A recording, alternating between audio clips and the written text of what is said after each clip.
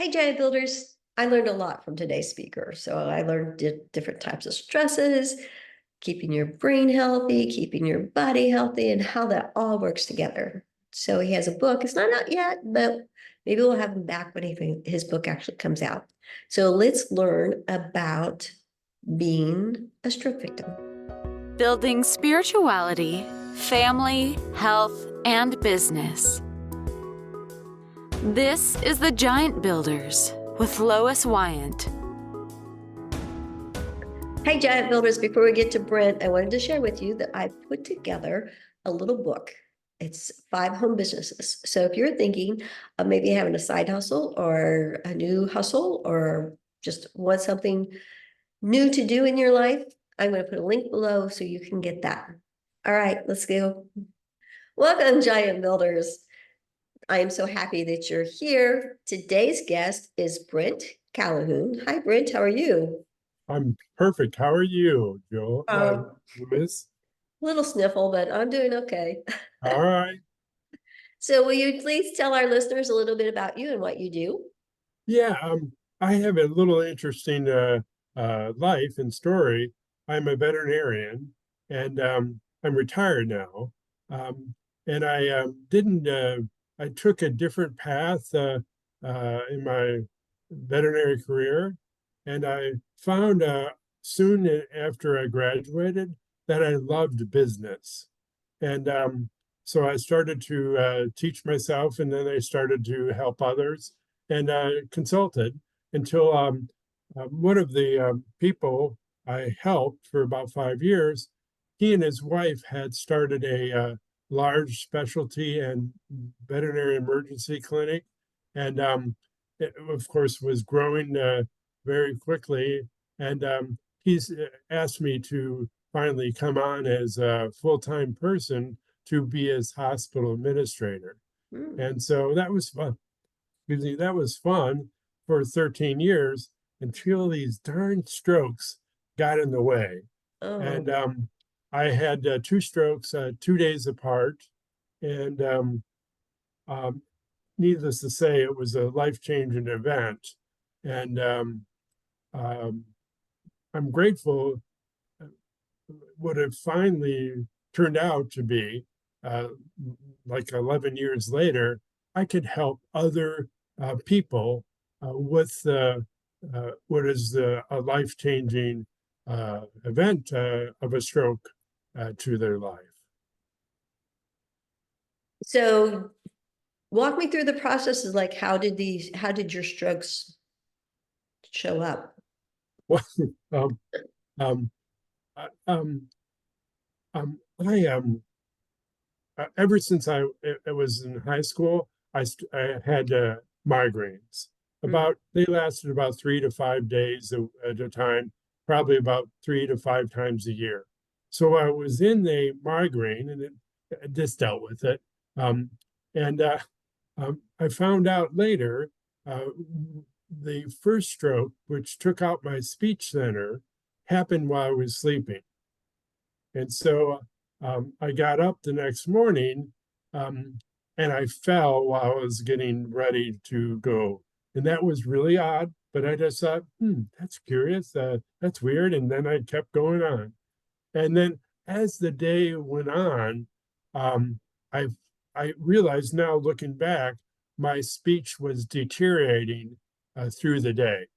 In fact, after I had the first meeting, I told my manager, who reported to me, um, Kathy, I think I'm going to go home and rest, which is really odd for me, and was odd for her. But she said, okay. Um, and I didn't even bother to tell my wife, to call her or anything. I just went home and slept for 3 hours, and I felt better. Except through the evening, um, I had we did my older son had a recital, and we went to it, and I was assigned to be the videographer. So I had the camera, and I was doing that. So no one really talked with me much, and that was fine by me. And afterwards, my wife said, "I'm going to take the boys to ice cream place. I'll see you at home. And I agreed. Um, I and I didn't tell her because I decided that while I was driving home, I was going to stop at the library and get some DVDs. This is back in the day. And um, so then she got home before me and she was surprised I wasn't there. And she called me on my cell phone. And that's when I realized I had a problem. She Mm. said, "Where are you?" And I couldn't answer her. Oh, And scary. yeah, it was. Uh-huh. She played 20 questions and she finally uh, hit on the library, and I could still say yes and no. So she said, "Well, I don't know what's going on, but come on home and we'll figure it out." And yeah, in hindsight, um, if I had known that I had a stroke and Mhm. knew the odds of having another stroke is at least 25%, I would not get in the car Yeah. and drive myself home. I would have called 911, Mhm. but hindsight is 2020. Yeah. And so that was the first stroke. And then the second one was while I was in the hospital, and it was a more major stroke that affected my function of my right side of my body. So did this lead you into the study of brain health, or were you starting that beforehand? As a veterinarian, I'm always curious and interested in health. And so I thought I was a really healthy person. And what I found out since the strokes, I found out I was fit, but I wasn't healthy. Oh, And people say, "Well, aren't they the same?" And they're not. Um, I was athletic, I was active, I worked out usually 3 times or more a week. Um, but I found out I had inflammation. And when you're fit, like we all have heard about the marathon runner that drops dead from a heart attack, that's an example of the inflammation in their body. And that was going on with me. And the other it was stress, distress. mm. We all uh, deal with that. But I had my family married. I had 2 young kids. They were in um, second grade and fifth grade, and the busy practice, which I had bought into. So I'm a owner, and we all look at that and we say, you can be really stressed. But I loved it. I Yeah. didn't realize it had its impact on me. How does someone know that inflammation? How do we find out how much Well, inflammation we have? they need to be a little bit more aware, because a lot of people are, um, their lifestyle will allow inflammation to flourish. And my lifestyle um, uh, did that, and but I never envisioned uh, that inflammation could be a part. So is this inflammation throughout your body, or is it just in Yes, your brain? Throughout your body. Okay. yeah, Okay. and many people. Um, let's look at the typical person, especially if they're in a Western culture. So you look at their diet. Their diet is, um, frankly, bad, and bad diet adds to inflammation. And then you look at their distress, or I just say stress. Most people will say stress when they mean distress. And um, Tell me the and difference. I don't know that I know the difference between stress and distress. um, if you look at the word, Mhm. um, there really are 2 words. Okay. There's a word called eustress, EU stress, and that means normal or healthy stress. Okay. And then there's distress, which normally means stress. And Okay. that Gotcha. means negative or detrimental stress. So what kind of stress is you stress? Um, the gravity, Oh, I think we all have to deal with that. yeah. It causes our body to be stressed, Okay. but it's good stress, and we've shown lots of reason that gravity helps us. Unless we live up in the space station, then Yeah. you have micro gravity, and then you have other issues. Okay. Got it. Well, tell us a little bit about your book that's coming out. Um, Thank you for asking. Um, the book is called um, um, Stop Your Next Stroke. And I looked at, there's two kinds of strokes. Hmm. The main categories are blood clot strokes and uh, uh, burst or ruptured uh, um, stroke.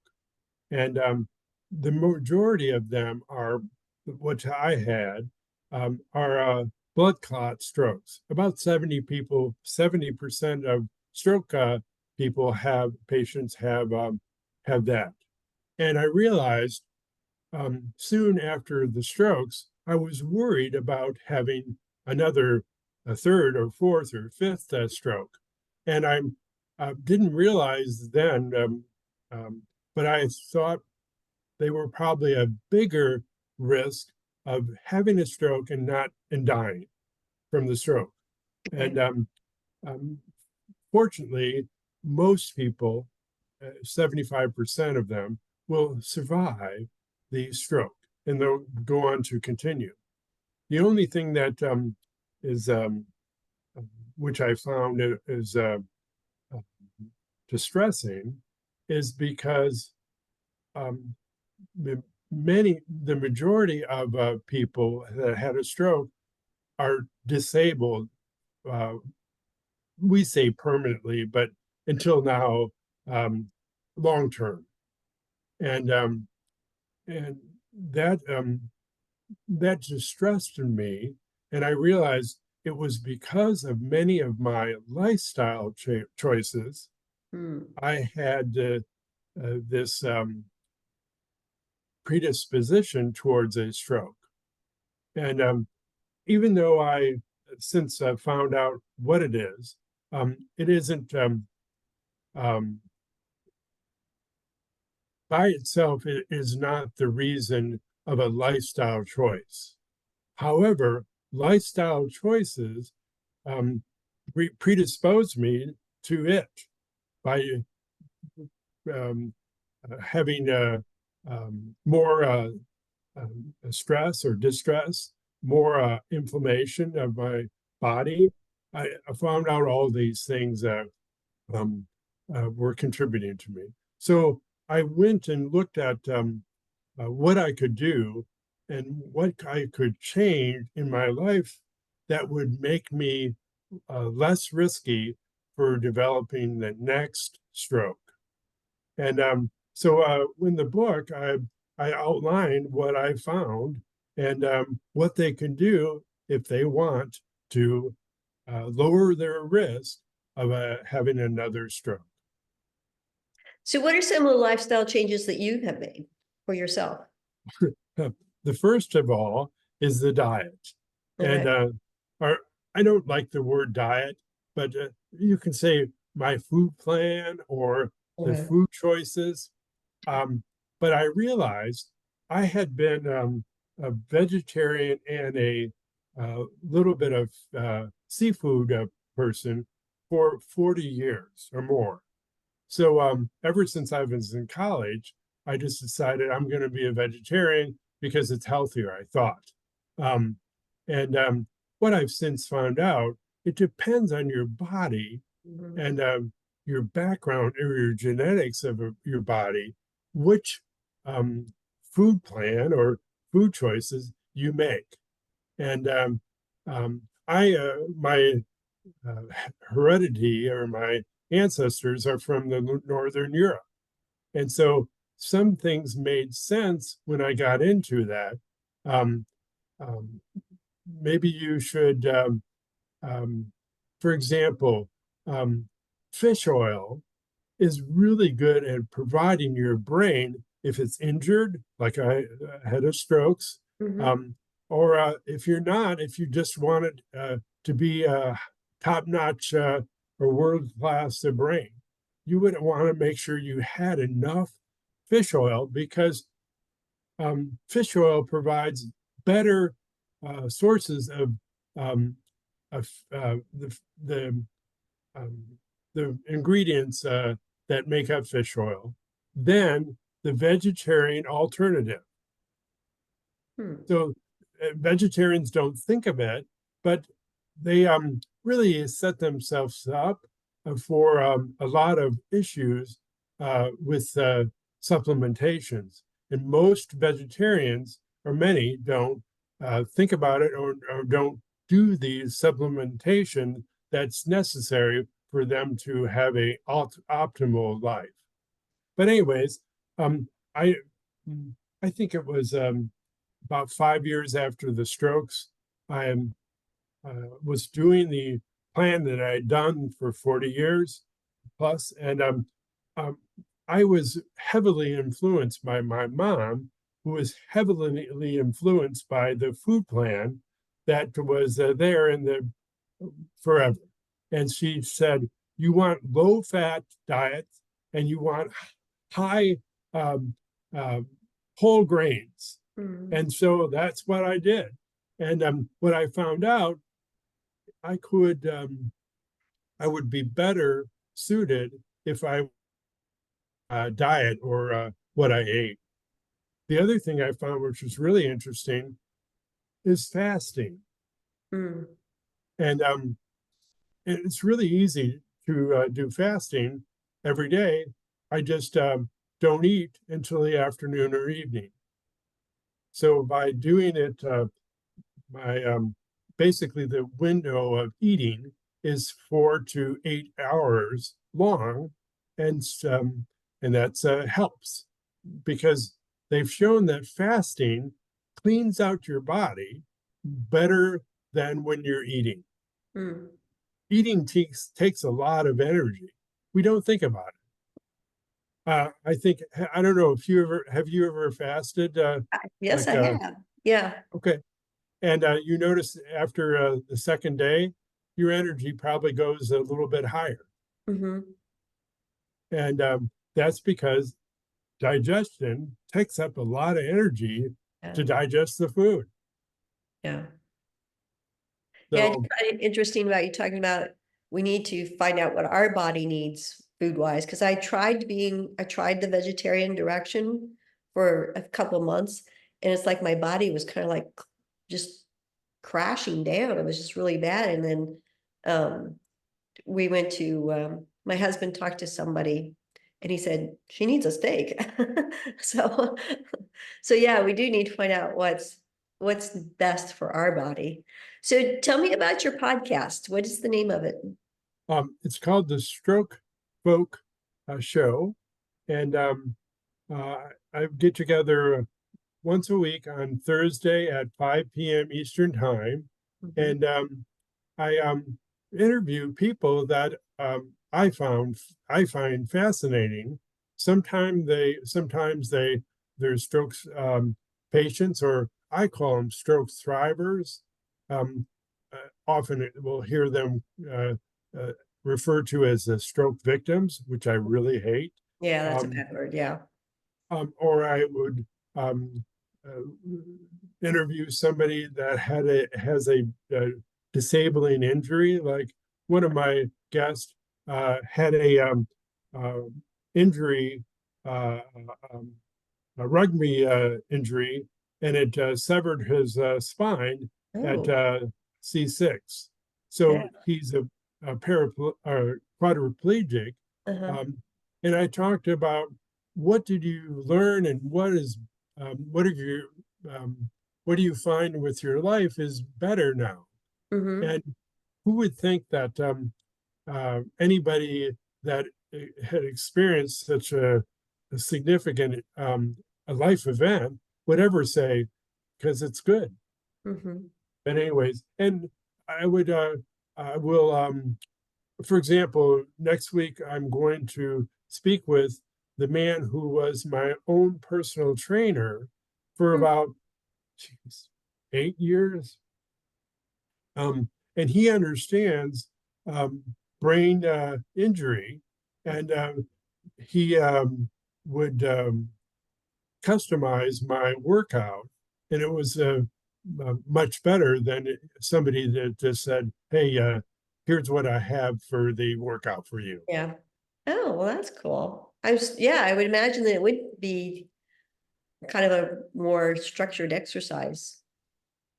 And thank goodness he would, for example, I think everybody needs to have 4 goals when they work out. They should be wanting to improve their strength. At least they want to maintain it, because studies show people who lose their strength die sooner. Okay. And so that's why it's really important to have strength training part of your workout in some form. And then I want to, my balance, I want to be better, because with the strokes, it's sometimes isn't what it should be. In fact, I'm up north, staying at another person's house that I've never been into. So I was taking a shower, and they have a conventional shower. Okay.